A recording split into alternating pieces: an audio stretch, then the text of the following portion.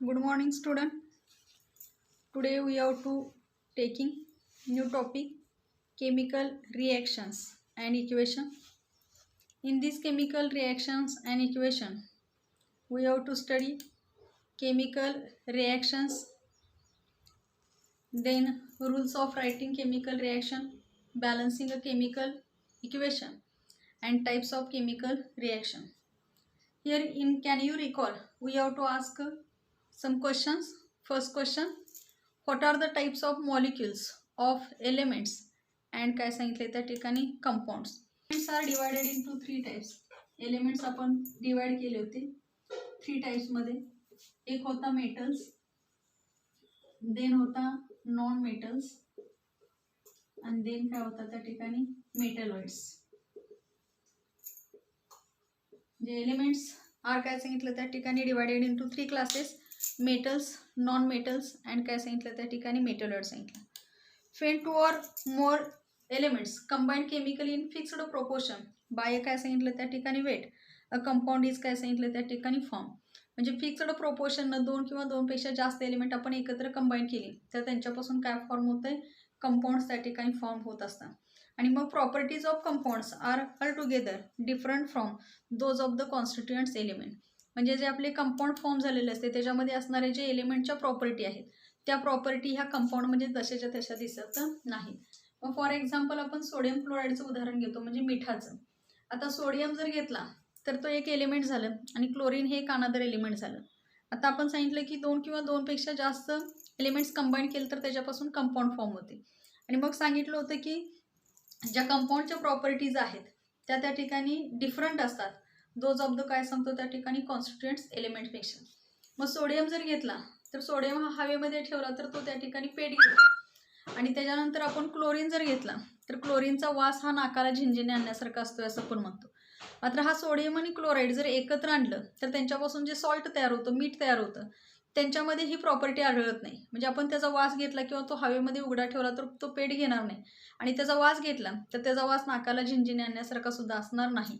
म्हणजे आपण काय सांगितलं की कंपाऊंडच्या प्रॉपर्टीज ह्या एलिमेंट्सच्या प्रॉपर्टीपेक्षा काय असतात, त्याच्यामध्ये असणारे जे इन्क्लूड एलिमेंट्स आहेत त्यांच्यापेक्षा टोटली कशा असतात त्या ठिकाणी डिफरंट असतात. Then we have to ask another question. What is meant by valency of काय सांगितले त्या ठिकाणी एलिमेंट. काल आपण टॉपिकमध्ये बघितलं होतं की तिथं व्हॅलन्सी भेटलं होतं, ॲटॉमिक साईज बघितलं होतं, त्यानंतर मेटॅलिक आणि नॉन मेटॅलिक कॅरेक्टर भेटलं होतं. मग व्हॅलन्सी ऑफ एलिमेंट्समध्ये काय सांगितलं होतं, the number of electrons that an atom of an element use away और टेकअप वाईल फॉर्मिंग अँड काय सांगितले त्या ठिकाणी आयनिक बॉन्ड. आणि घेणे म्हणजे नंबर ऑफ इलेक्ट्रॉन्स आपण किती घेतो किंवा किती देतो हे जे आहे त्याला आपण काय म्हणतो असतो त्या ठिकाणी व्हॅलन्सी ऑफ दॅट काय सांगितलं त्या ठिकाणी एलिमेंट सांगितले. Then here we have to ask another question. What is the requirement for writing molecular formula of different compounds. म्हणजे आपल्याला वेगवेगळे कंपाऊंड्स आहेत आणि त्या कंपाऊंडचे फॉर्म्युले लिहायचे असतील, मॉलिक्युलर फॉर्म्युले, तर कशाची गरज आहे असं विचारले. आणि how are the molecular formula of the compounds काय सांगितले त्या ठिकाणी रिटर्न. म्हणजे जेव्हा आपल्याला रायटिंग मॉलिक्युलर फॉर्म्युला ऑफ काय सांगितले त्या ठिकाणी different compound, the symbol of radical, म्हणजे आपल्याला त्या रॅडिकलचा काय पाहिजे त्या ठिकाणी सिम्बॉल माहिती असणं त्या ठिकाणी गरजेचं आहे. सिम्बॉल ऑफ काय सांगितले त्या ठिकाणी radicals and their valence should be काय सांगितले त्या ठिकाणी नो. म्हणजे सिम्बॉल पण माहिती पाहिजे आणि त्याची व्हॅलन्सी सुद्धा आपल्याला त्या ठिकाणी माहिती असणं गरजेचं आहे. व्हॅलन्स शुड बी काय सांगितले त्या ठिकाणी नो. नंतर सांगितलेलं आहे number of ions is written as subscript on the right of the symbol of the काय सांगितले त्या ठिकाणी आयन्स. आणि by cross multiplication of valencies chemical formula is काय सांगितले त्या ठिकाणी ऑब्टेन्ड. हा सोडियम घेतला होता, हा काय घेतला होता त्या ठिकाणी क्लोरीन. आता सोडियम जर घेतला तर इथं Na+ आणि हा Cl- असतोय. म्हणजे इथं हा 1 जर घेतला तर आपण याला मल्टिप्लाय केलं, याला मल्टिप्लाय केलं तर आम्हाला जो फॉर्म झाला तो काय झाला त्या ठिकाणी NaCl हा त्या ठिकाणी फॉर्म झाला. म्हणजे इथं काय सांगितलं number of ions is return, जो नंबर ऑफ आयन्स आहे ते रिटर्न काय केले subscript on the right of the symbol of the काय सांगितले आयन बाय क्रॉस मल्टिप्लिकेशन. इथं क्रॉस मल्टिप्लिकेशन आपल्याला काय करायचं त्या ठिकाणी व्हॅलन्सीज घ्यायचे आणि केमिकल फॉर्म्युला इज काय सांगितले ऑब्टेन्ड. ही प्रोसेस आपण 8वीच्या पुस्तकामध्ये बघितलेली होती. In earlier standard we have see how compounds are form by chemical combination of elements. We have also learned that driving force behind formation of chemical bond is to attain an electronic configuration with काय सांगितले त्या ठिकाणी complete octet. The atoms obtain the the atoms attend a complete octet by giving, taking or sharing of electron with काय सांगितले त्या ठिकाणी each other. म्हणजे item जे आहेत ते आपली ऑक्टेट स्टेट कंपण्यासाठी काय कंप्लीट करण्यासाठी एखादा इलेक्ट्रॉन देतात किंवा एखादा इलेक्ट्रॉन त्या ठिकाणी घेतात किंवा काय करतात त्या ठिकाणी शेअरिंग ऑफ इलेक्ट्रॉन म्हणजे इलेक्ट्रॉनचं शेअरिंग त्या ठिकाणी करत असतात आणि आपली ऑक्टेट सेट कंप्लीट करण्याचा त्या ठिकाणी प्रयत्न करत असतात. Then we have to see next point that is काय सांगितलं त्या ठिकाणी chemical reaction. Some of the scientists of 18th and 19th century carried out fundamental experiment on chemical reaction. They proved from their experiment that during chemical reaction composition of matter काय होणार आहे त्या ठिकाणी changes. म्हणजे composition of matter changes. This is a काय म्हटलं त्या ठिकाणी chemical reaction. जे केमिकल रिएक्शन मध्ये काय होतंय कॉम्पोजिशन म्हणजे वस्तू जी असते पदार्थ जो आहे त्याचं कॉम्पोजिशन काय होते त्या ठिकाणी चेंजेस होते. Matter changes and change remains काय सांगितलं त्या ठिकाणी परमनंट. म्हणजे हा चेंज सुद्धा काय राहतो त्या ठिकाणी रिमेन्स कसा असतो त्या ठिकाणी परमनंट. परमनंट मध्ये त्या ठिकाणी बदल होत नाही. बदल होत नाही. On the contrary during the काय सांगितलं त्या ठिकाणी फिजिकल चेंज. आता फिजिकल चेंज आपण जर घेतला तर काय सांगितलंय during the proved their experiment that during chemical reaction composition of matter changes and that change remains permanent. On the contrary during physical change only state of matter changes. म्हणजे मॅटरची अवस्था फक्त काय होत्या त्या ठिकाणी चेंज होत्या. म्हणजे स्टेट ऑफ मॅटर काय झालं त्या ठिकाणी चेंजेस झाला. मात्र काय झालं त्या ठिकाणी state of matter changes and it's change is often काय सांगितलं त्या ठिकाणी टेम्पररी इन नेचर. आणि तो बदल कसा असतो त्या ठिकाणी टेम्पररी इन नेचरमध्ये असतो. आता ह्या दोघांचं उदाहरण जर सांगायचं झालं तर आपण इथं पहिलं जे उदाहरण घेणार आहे केमिकल चेंजचं म्हणजे ज्याच्यामध्ये कॉम्पोजिशन ऑफ मॅटर काय सांगितलं त्या ठिकाणी चेंजेस.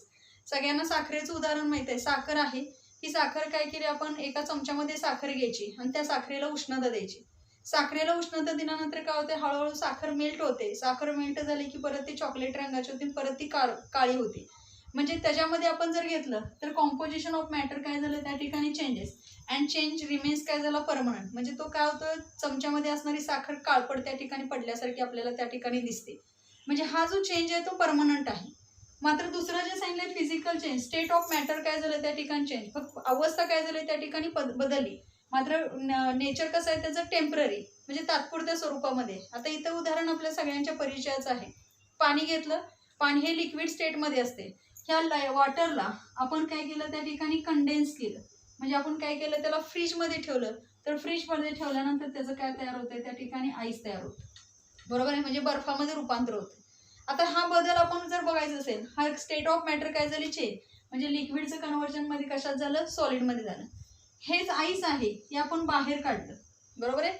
आईस हा काय काढला आपण त्या ठिकाणी बाहेर काढला आणि बाहेर काढल्यानंतर थोड्या वेळानं त्याचं कशामध्ये रूपांतर झालेलं दिसते पाण्यामध्ये रूपांतर झालेलं दिसते. आणि म्हणून फिजिकल चेंज सांगताना काय सांगितलंय physical change only the state of matter changes and often this change is often काय सांगितलंय त्या ठिकाणी टेम्पररी इन नेचर. तुमच्या पुस्तकामध्ये काही एक चार्ट दिलेला आहे आणि त्याच्यामध्ये विचारलेलं आहे identify physical and chemical changes from the काय सांगितलंय त्या ठिकाणी फेनॉमेनॉन गिविंग द काय सांगितलंय त्या ठिकाणी फॉलोइंग टेबल. मग इथं फेनॉमेनॉन दिलेला आहे की याच्यामध्ये पहिला दिलेला आहे transformation of ice in to water. हा तिथं सांगताना पहिल्यांदा सांगितलं it is a physical change सांगितलं आहे. आता आपण जे सांगितलं आईसचं कन्व्हर्जन वॉटरमध्ये किंवा वॉटरचं कन्व्हर्जन आईसमध्ये जे होतं तो कसला चेंज आहे फिजिकल चेंज आहे. दुसरा आहे कुकिंग ऑफ फूड घेतलेला आहे. कुकिंग ऑफ फूड म्हणजे शिजवलेलं अन्न जे आहे किंवा अन्न शिजणं जे आपण म्हणतो तो कसला चेंजेस आहे केमिकल चेंज. म्हणजे आपण भाताचं उदाहरण घेतलं तर भात आपल्याला शिजवायचं असेल तर अगोदर आपण तांदूळ घेतो आणि त्या तांदळामध्ये पाणी घातल्यानंतर परत त्याचा भात तयार होतो. मात्र तो भात परत आपल्याला काय करायचं असेल तांदळाच्या मध्ये कन्वर्ट करायचं असेल तो आपण करू शकत नाही. म्हणजे इट इज काय घेतला त्या ठिकाणी केमिकल चेंज म्हटला. म्हणजे त्याच्यामध्ये चेंज रिमेन्स काय राहतो त्या ठिकाणी परमनंट राहतो. तिसरं एक्झाम्पल दिले त्या ठिकाणी रायपनिंग ऑफ काय दिले त्या ठिकाणी फ्रूटचं दिले. रायपनिंग ऑफ फ्रूट म्हणजे काय की आपल्या घरामध्ये असणारी जी फळं आहेत ती फळं खूप पिकलेली आहेत परिपक्व झालेली आहेत असं आपण म्हटलो तर हा जो चेंज आहे इट इज ऑल्सो कसला चेंज आहे त्या ठिकाणी केमिकल चेंज आहे त्या ठिकाणी. त्यानंतर मिल्क टर्न इनटू काय सांगितलं त्या ठिकाणी कर्ड आपण म्हणतो. म्हणजे दूध आहे त्या दुधाचं दह्यामध्ये रूपांतर होणे जे आहे ते दुधाचं दह्यामध्ये रूपांतर झालं तर तो चेंज सुद्धा कसला आहे त्या ठिकाणी केमिकल चेंज आहे. आपण परत त्या दह्यापासून दूध बनवू शकत नाही म्हणून हा केमिकल चेंज झाला. त्यानंतर आहे evaporation of water. Evaporation of water म्हणजे काय तर त्या ठिकाणी पाण्याची वाफेमध्ये रूपांतर होणे, पाण्याचे बाष्पीभवन होणे असं म्हणतो. आणि हा जो चेंज आहे हा चेंज कसला आहे त्या ठिकाणी फिजिकल चेंज आहे. तुम्ही म्हणणार कसं काय, जर आपण घेतलं भाजी आपण असेल किंवा दुधाचं पातेलं आहे आणि दूध आपलं उकळल्यानंतर आपण त्याच्यावर काय करतो त्या ठिकाणी प्लेट झाकतो. प्लेट झाकल्यानंतर काय होते त्या जे दूध तापलेले असते त्याची वाफ जी असते ती वाफ काय होते आतल्या बाजूला कोंडते आणि कोंडल्यानंतर वरच्या बाजूला जे आपण झाकण लावलेलं असते लीड आपण ज्याला म्हणतो थोड्या वेळाने एक अर्धा तासानं पाऊण तासानं आपण दूध थंड झाल्यानंतर जर बघितलं तर त्या आतल्या प्लेटला काय झालेलं असते त्या ठिकाणी वॉटर ड्रॉपलेट्स त्या ठिकाणी अटॅच झालेले दिसतात. म्हणजे काय झालं ती वेपर जी होती ती वेपर कंडेन्स झाली आणि वाफेचं रूपांतर जे आहे ते कशामध्ये झालं त्या ठिकाणी लिक्विडमध्ये झालं. म्हणजे ती वाफ जी होते ती वाफेची अवस्था जी आहे ती गॅसेस स्टेटमधून ते लिक्विड स्टेटमध्ये गेली म्हणून आपण काय म्हणणार आहे evaporation of water. It is a physical change. ते नंतर सांगितलंय 6 एक्झाम्पल आहे digestion of food in the काय सांगितलंय त्या ठिकाणी स्टमक सांगितले. आपल्या आतड्या जठर जे आहे त्या जठरामध्ये अन्नपचन जी क्रिया होते त्या अन्नपचनाची क्रिया जी आहे ती काय आहे असं विचारलेलं आहे. तर तो सुद्धा बदल कुठला आहे त्या ठिकाणी केमिकल चेंजेस आहे. त्यानंतर पुढे सांगितलंय size reduction of naphtha ball exposed to काय सांगितलंय त्या ठिकाणी एअर. म्हणजे इथं नॅप्था बॉल म्हणजे आपल्या असणारे डांबर गोळे आपण म्हणतो. आपण जर ती हवेमध्ये ठेवली तर त्याची साईज काय होते त्या ठिकाणी रिडक्शन होते. म्हणजे साईज आकार त्याचा काय होतो कमी होतो आणि म्हणून हा चेंज सुद्धा कसला चेंज आहे केमिकल चेंज आहे. परत आपल्याला तो कमी आकार झाला त्याच्यापासून मूळची नॅप्था बॉल्स आपल्याला त्या ठिकाणी मिळू शकत नाहीत. म्हणजे हा चेंज कसला झाला केमिकल चेंज झाला. Then we have to take an example staining of शहाबादी और काय सांगितलं त्या ठिकाणी कडापा टाईल बाय काय सांगितले त्या ठिकाणी लेमन ज्यूस. शहाबादी फरशी असेल किंवा कडापा असेल त्याच्यावर लिंबाचा रस जो असतो त्या लिंबाच्या रसाची डाग पडणे. आपण जरी बघितलं घरामध्ये आपण लिंबू चिरत असताना किंवा लिंबू चिरतो त्यावेळी त्या लिंबूचा जो रस आहे जो रस खाली जर फरशीवर पडला तर तिथं काय होतं त्या ठिकाणी पांढरा डाग त्या ठिकाणी आपल्याला दिसत असते. म्हणजे स्टेनिंग ऑफ शहाबादी और कडापा टाई बाय काय सांगितले त्या ठिकाणी लेमन ज्यूस. हा लिंबाच्या रसाचं डाग पडणं जो आहे इट इज ऑल्सो कसला चेंज आहे त्या ठिकाणी केमिकल चेंज आहे. म्हणजे लेमन ज्यूसच्या आणि तिथं असणाऱ्या शहाबादी फरशीची किंवा कडापाची काय होते त्या ठिकाणी रिॲक्शन त्या ठिकाणी घडून येत असते आणि म्हणून हा चेंज सुद्धा कसला झाला केमिकल चेंज झाला. आणि शेवटचं एक्झाम्पल आहे breaking of glass object on following from काय सांगितले त्या ठिकाणी हाईट. म्हणजे थोड्याशा ठराविक उंचीवरून काचेची एखादी वस्तू जर खाली पडली तर ती वस्तू काय होते त्या ठिकाणी फुटते आणि जर ही वस्तू जर फुटली तर हा सुद्धा कसला चेंज आहे त्या ठिकाणी केमिकल चेंजेस आहे. म्हणजे these are the some common phenomenon we have to seen about the काय सांगितलं त्या ठिकाणी फिजिकल चेंज अँड काय सांगितलं त्या ठिकाणी chemical change. To heat a limestone powder सांगितलेलं आहे. म्हणजे चुनखडी जी आहे ती लाईमस्टोन पावडर आपल्याला काय करायची आहे त्या ठिकाणी तापवायची आहे. त्यासाठी ॲपॅरेटस काय घेतलेलं आहे थर्मामीटर आहे इव्हॅपोरेटिंग डिश आहे ट्रायपॉड स्टँड आहे funnel Bunsen burner etcetera. Chemicals कुठली घेतलेले आहेत केमिकल्स आहेत limestone powder copper sulphate calcium chloride potassium chromate zinc dust sodium carbonate phthalic anhydride आपण त्या ठिकाणी घेतलेलं आहे. म्हणजे इथं वाचत असताना काय केलं zinc dust sodium carbonate phthalic anhydride etcetera घेतलेलं आहे. प्रोसिजर काय करायचे बघा carry out the activities 1 to 5 as given below. म्हणजे तुमच्या पुस्तकामध्ये 5 प्रश्न त्या ठिकाणी दिलेत 5 पद्धतीनं आपल्याला ती ॲक्टिव्हिटी करायची. Read and record the temperature in the activities 2 to काय सांगितलं त्या ठिकाणी 4. म्हणजे या ठिकाणी ॲक्टिव्हिटी नंबर 2 आणि 4 आहे तिथं तुम्हाला काय सांगितलं त्या ठिकाणी टेम्परेचर रेकॉर्ड करायला सांगितलेलं आहे. प्रश्न काय घेतलेला त्या ठिकाणी टेक काय सांगितलं त्या ठिकाणी स्पूनफुल ऑफ काय सांगितलं त्या ठिकाणी limestone powder in and evaporating dish heat it strongly on high blue काय सांगितले त्या ठिकाणी फ्लेम. तुमच्या पुस्तकामध्ये जी आकृती दाखवली इथं बन्सन बर्नर आहे इथं आपण इव्हॅपोरेटिंग डिश घेतलेली आहे आणि ह्या इव्हॅपोरेटिंग डिशमध्ये वी हॅव टू टेकन काय घेतले त्या ठिकाणी लाईमस्टोन पावडर आणि ह्या लाईमस्टोन पावडरला काय करायचे आपल्याला त्या ठिकाणी हीट करायचं आहे. मग काय होईल असं त्यांनी विचारलेलं आहे हीट इज स्ट्रॉंगली असं म्हटलेलं आहे. मग काय होणार when evaporating dish containing limestone powder is heated carbon dioxide gas and calcium oxides are काय सांगितले त्या ठिकाणी फॉर्मड. म्हणजे इथं आपण जर लाईम वॉटर आपण जे घेतलेलं आहे त्या लाईमस्टोन पावडर जी आहे ती लाईमस्टोन पावडरला आपण काय म्हणणार आहे त्या ठिकाणी CaCO3 असं म्हणणार आहे. हा सॉलिड स्टेटमध्ये इथं असणार आहे. म्हणजे कॅल्शियम कार्बोनेट आपण त्याला म्हणतो त्या ठिकाणी लाईमस्टोन पावडरला. आणि त्याला काय केलं आपण त्या ठिकाणी हीट केलं, तर हीट केल्यानंतर काय होणार आहे त्या ठिकाणी कार्बन डायऑक्साईड गॅस आणि काय होणार आहे त्या ठिकाणी CaO आणि कार्बन डायऑक्साईड गॅस आज काय झाले काय झाले त्या ठिकाणी फॉर्म झालेले आपल्याला दिसणार आहेत. म्हणजे कार्बन डायऑक्साईड गॅस आणि कॅल्शियम ऑक्साईड हे काय झाले त्या ठिकाणी फॉर्म झालेले दिसणार आहे. Add zinc dust into the copper sulphate solution. परत काय सांगितलंय, झिंक डस्ट जी पावडर आहे, झिंक डस्ट म्हणजे पावडर म्हणतो, झिंक डस्ट इनटू द काय सांगितलंय त्या ठिकाणी कॉपर सल्फेट सोल्युशन. कॉपर सल्फेटचं जे सोल्युशन आहे त्याच्यामध्ये काय करायचं आहे त्या ठिकाणी झिंक मिसळायचं आहे. म्हणजे कॉपर सल्फेट आपण घेतलं CuSO4 घेतलं, त्याच्यामध्ये काय केलं झिंक ॲड केलं, तर आपल्याला काय मिळणार आहे ते झिंक सल्फेट म्हणजे ZnSO4 प्लस काय मिळालं त्या ठिकाणी Cu त्या ठिकाणी मिळालेला आहे. म्हणजे इथं काय मिळणार आहे आपण सांगितलं when zinc powder is added to the blue coloured copper sulphate solution घेतलं, colourless solution of zinc sulphate is काय सांगितलं त्या ठिकाणी फॉर्मड विथ काय सांगितलं त्या ठिकाणी इव्हॅल्युएशन ऑफ काय सांगितलं त्या ठिकाणी हीट. म्हणजे इथं हीट काय होणार आहे त्या ठिकाणी इव्हॉल्व होणार आहे. तुम्हाला सांगितलं होतं बघा, read and record the temperature in the activities 2 to काय सांगितलं त्या ठिकाणी 4. म्हणजे दुसऱ्यामध्ये टेम्परेचरमध्ये काय फरक होतोय का विचारले, तर इथे हीट काय होते त्या ठिकाणी इव्हॉल्व होत असते. 3 नंबरचा प्रश्न विचारलाय, add potassium chromate solution to the काय सांगितलंय त्या ठिकाणी बेरियम सल्फेट सोल्युशन. पोटॅशियम आपल्याला काय सांगितलंय क्रोमेट, त्याचा मॉलिक्युलर फॉर्म्युला आहे K2CrO काय सांगितलं त्या ठिकाणी 4. म्हणजे K2CrO4 म्हणजे कोण आहे, पोटॅशियम क्रोमेट आहे. हा मिक्स कशात केला, बेरियम सल्फेटच्या सोल्युशनमध्ये. म्हणजे हे दोन्ही सोल्युशन ॲड केली तर आम्हाला जे सोल्युशन मिळणार आहे ते कुठलं मिळालं त्या ठिकाणी BaCrO4 प्लस काय मिळालं त्या ठिकाणी K2SO4. म्हणजे आपल्याला हे सोल्युशन या ठिकाणी मिळालेलं आहे. म्हणजे when solution of potassium chromate is added to barium sulphate सांगितलं, yellow precipitate of barium chromate जो आहे, म्हणजे हा जो प्रेसिपिटेट मिळालेला आहे तो कसला आहे त्या ठिकाणी येलो प्रेसिपिटेट आहे.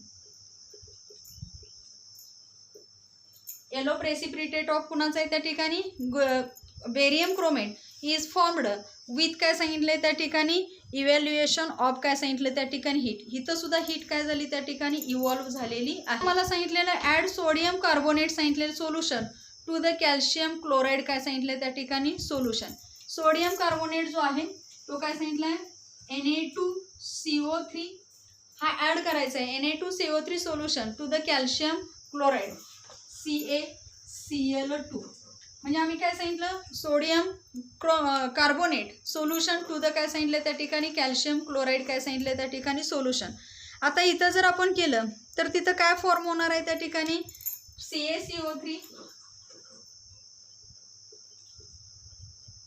प्लस 2NaCl आपल्याला या ठिकाणी फॉर्म झालेला त्या ठिकाणी दिसणार आहे. म्हणजे आम्ही काय सांगितलं त्या ठिकाणी precipitate when solution of sodium carbonate is added to the calcium chloride solution, white precipitate of काय सांगितलं त्या ठिकाणी कॅल्शियम कार्बोनेट इज काय सांगितलं त्या ठिकाणी फॉर्मड. म्हणजे इथं कॅल्शियम कार्बोनेटचा व्हाईट प्रेसिपिटेट जो आहे तो व्हाईट प्रेसिपिटेट इथं फॉर्म झालेला आम्हाला पाहायला मिळणार आहे. म्हणजे इथं काय झालं व्हाईट प्रेसिपिटेट इथं फॉर्म झालेला आहे. त्यानंतर सांगितलेलं आहे टेक काय सांगितलं त्या ठिकाणी थॅलिक अनहायड्राइड सांगितलेलं आहे. Take phthalic anhydride in the evaporating dish. Close the end of the stem of a funnel with a cotton plug. Keep the funnel inverted on the evaporating dish. म्हणजे आपण ही जी evaporating dish घेतलेली आहे त्याच्यावर हे funnel आपण जे ठेवणार आहे ते फनेल अशा पद्धतीने ठेवायचं. इथं काय करायचं कॉटन प्लग त्या ठिकाणी लावायचा आहे. मग काय सांगितलं keep the funnel inverted on the काय सांगितलं त्या ठिकाणी evaporating dish. Heat the evaporating dish on काय सांगितलं त्या ठिकाणी tripod stand.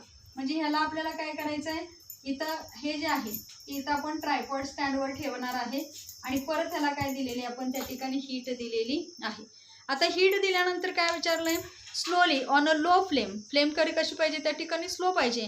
What did you observe in the funnel during काय सांगितलंय त्या ठिकाणी हीटिंग. म्हणजे आता इथं जर घेतलं थॅलिक अनहायड्राइड जर घेतलं त्याला आपण हीट दिली तर तिथं काय होतं त्या ठिकाणी सब्लिमेशन टेक्स प्लेस. म्हणजे तिथं कुठली प्रोसेस होत्या सब्लिमेशनची प्रोसेस होती. म्हणजे आम्ही काय सांगितलं सब्लिमेशन काय झालं त्या ठिकाणी टेक्स प्लेस झालं. जिथं काय झालं सब्लिमेशन काय झालं त्या ठिकाणी टेक्स प्लेस. पण phthalic anhydride is taken in evaporating dish when the evaporating dish काय झालं त्या ठिकाणी कूल्स, म्हणजे आपण हीट दिल्यानंतर तिथं सबलिमेशन टेक्स प्लेस झालं आणि नंतर आपण काय केलं, ती इव्हॅपोरेटिंग डिश थोड्या वेळासाठी थंड करण्यात आली. That time condensation of phthalic anhydride vapours takes place and phthalic anhydride particles are deposited on the inner side of the काय सांगितले त्या ठिकाणी इन्व्हर्टेड फनेल आपल्याला सांगितलेलं आहे. म्हणजे थंड झाल्यानंतर आम्हाला काय दिसलं की ते कंडेन्सेशन ऑफ थॅलिक अनहायड्राइडच्या वेपर ज्या होत्या त्या ज्या आहेत त्याचे पार्टिकल्स काय झाले त्या ठिकाणी जो आपला असणारा फनेल आहे त्या फनेलच्या इनर साईडला इथं डिपॉझिट झालेलं आम्हाला पाहायला मिळणार आहे. म्हणजे थॅलिक अनहायड्राइडला आपण काय केलं त्या ठिकाणी हीट दिली लो फ्लेमनं, तर त्याच्यामध्ये सबलिमेशन टेक्स प्लेस झालं आणि सबलिमेशन टेक्स प्लेस झाल्यानंतर थोड्या वेळाने ती इव्हॅपोरेटिंग डिश ज्यावेळी कूल झालेली दिसली त्यावेळेला काय दिसलं त्या ठिकाणी थॅलिक अनहायड्राइडचे ज्या व्हेपर ज्या आहेत त्या आतल्या बाजूला कंडेन्सेशन झाले त्याच्यामध्ये आणि थॅलिक अनहायड्राइडचे पार्टिकल जे आहेत ते inner side of the inverted फनेलच्या इथं काय झाले त्या ठिकाणी डिपॉझिट झालेली पाहायला मिळालेली. आणि प्रश्न विचारलाय complete the following observation table with reference to the activities 1 to 5. आपण ज्या 5 ॲक्टिव्हिटी केल्या त्याचं आपल्याला या ठिकाणी काय करायचं ऑब्झर्वेशन लिहायचं आहे. त्यातली फर्स्ट ॲक्टिव्हिटी घेतली आपण 1 घेतली, त्याच्यामध्ये आपण काय सांगितलं होतं लाईमस्टाईन पावडर आहे त्याला इव्हॅपोरेटिंग डिशमध्ये घेतलं आणि हीट काय सांगितलं त्या ठिकाणी strongly on a high blue flame. याच्यामध्ये काय झालं असं विचारलेलं आहे, त्याच्यामध्ये कलर चेंजेस झाले का असं विचारलेलं होता. तर याच्यामध्ये पहिली ॲक्टिव्हिटी घेतली कलर चेंज विचारलेला आहे, तर आपण इथं सांगणार आहे नो कलर काय झाला त्या ठिकाणी चेंज, म्हणजे कलरमध्ये कोणताही चेंज झालेला आपल्याला त्या ठिकाणी दिसणार नाही. म्हणजे नो कलर काय सांगितलं त्या ठिकाणी change.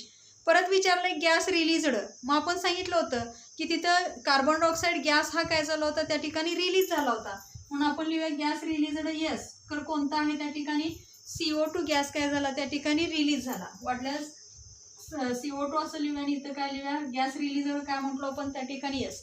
Temperature changes E present, इथं आपण टेम्परेचरचा काही संबंधच आलेला नव्हता त्यामुळे हा आपण काय घेऊया इथं डॅश घेऊया.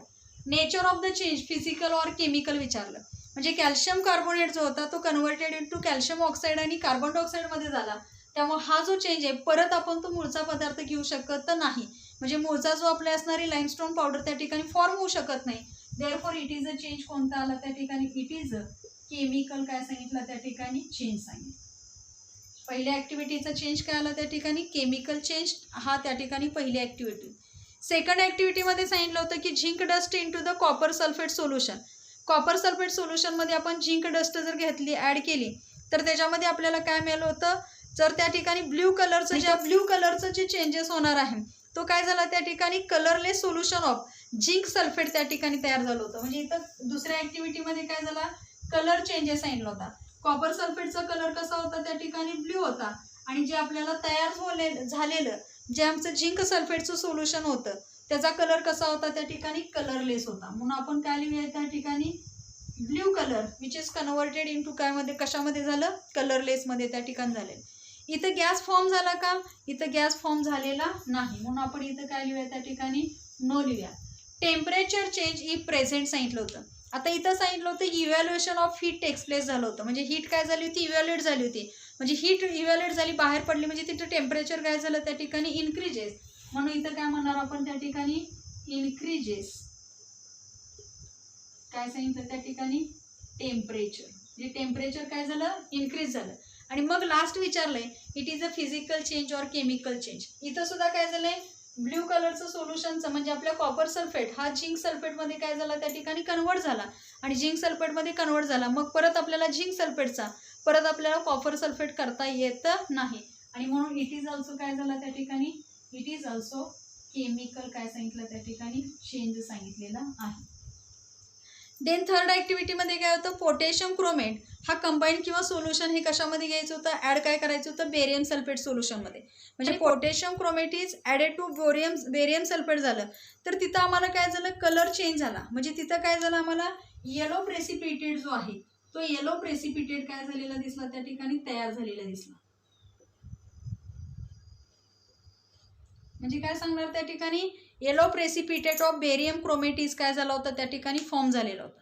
परत इथं गॅस रिलीज झाला होता का, तर इथं गॅस रिलीज झालेला नाही, म्हणून आपण इथं काय लिहिणार त्या ठिकाणी नो असं त्या ठिकाणी म्हणूया. आता इथं सुद्धा ह्या केमिकल रिॲक्शनमध्ये सुद्धा हीट काय झाली होती त्या ठिकाणी इव्हॉल्व झाली होती. हीट काय झाली होती, evaluation of heat takes place झालं. म्हणजे इथं सुद्धा टेम्परेचर काय झालं त्या ठिकाणी इन्क्रीज, म्हणून आपण इथे लिहूया इन्क्रीजेस काय म्हटलो आपण त्या ठिकाणी टेम्परेचर असं या ठिकाणी म्हटलेलं. आणि इट इज ऑल्सो कसला चेंज आहे, इट इज ऑल्सो काय सांगितलं त्या ठिकाणी केमिकल चेंज सांगितलं.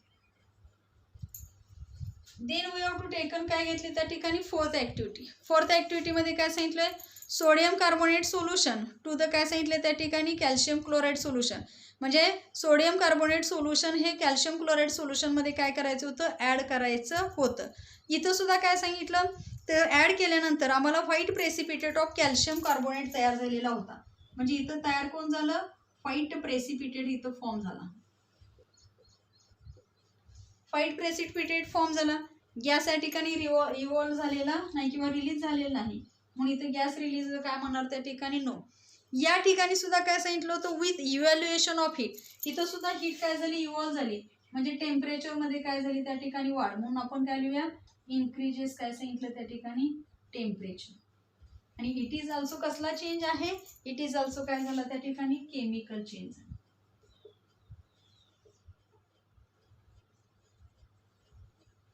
It is also chemical change. आणि फिफ्थ ॲक्टिव्हिटी होती की थॅलिक अनहायड्राईड आपण घेतलं होतं. तो इव्हॅपोरेटिंग डिशमध्ये घेतल्यानंतर आपण त्याला काय केलं होतं, हीट केलं. आणि हीट केल्यानंतर आम्हाला काय जाणवलं की त्याच्या असणारे जे अनहायड्राईड पार्टिकल्स, थॅलिक अनहायड्राईडचे पार्टिकल्स आहेत ते इनर साईड ऑफ द फनेलच्या काय झाले त्या ठिकाणी डिपॉझिट झालेले आहेत. म्हणजे इथं सुद्धा पाचव्या ॲक्टिव्हिटीमध्ये काय सांगणार आहे, no colour change.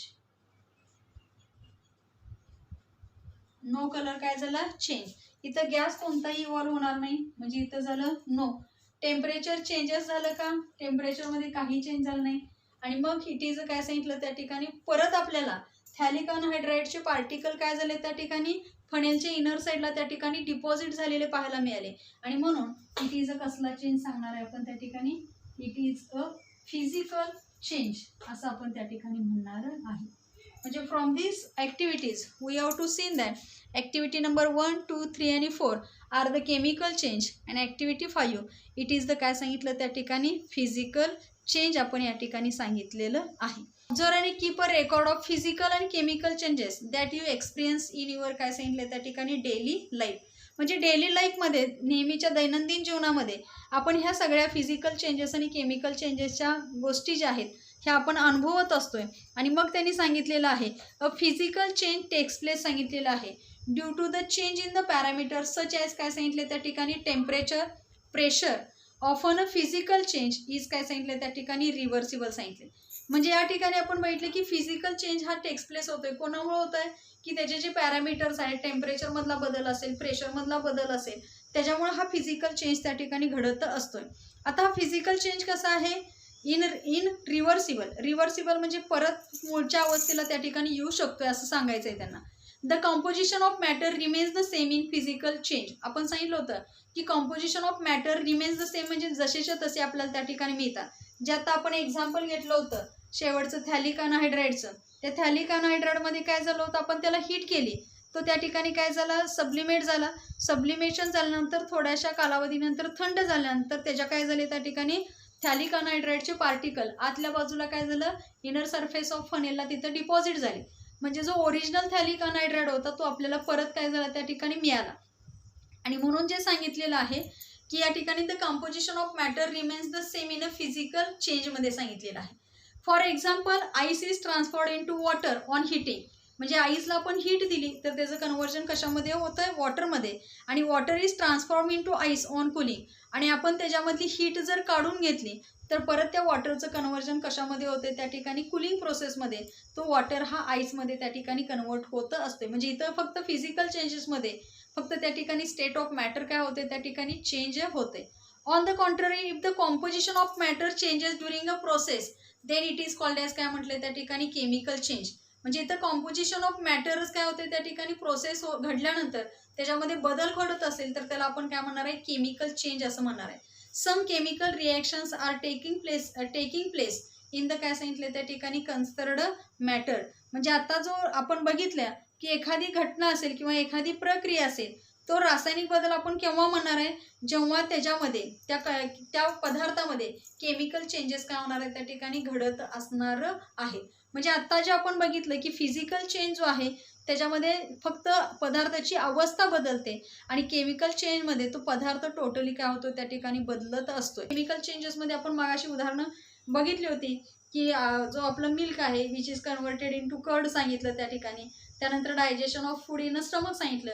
These are the examples of the काय सांगितलं त्या ठिकाणी केमिकल चेंज. म्हणजे आम्ही काय सांगणार आहे, composition of matter remains the same in the काय सांगितलं त्या ठिकाणी फिजिकल चेंजमध्ये सांगितला. आणि if the composition of matter changes during a process त्या ठिकाणी then it is called as काय म्हटलेलं त्या ठिकाणी केमिकल चेंज असं म्हटलेलं आहे. म्हणजे केमिकल चेंज आणि फिजिकल चेंज हे आपण आता या व्हिडिओमध्ये पाहिलेलं आहे. In next video we have to seen काय करणार आहे त्या ठिकाणी chemical equation, how chemical reaction takes place होते, त्यानंतर आपण हाऊ केमिकल इक्वेशन कशा पद्धतीनं रिप्रेझेंट करणार आहे याचा स्टडी आपण काय करणार आहे त्या ठिकाणी नेक्स्ट व्हिडिओमध्ये आपण त्या ठिकाणी पाहणार आहोत.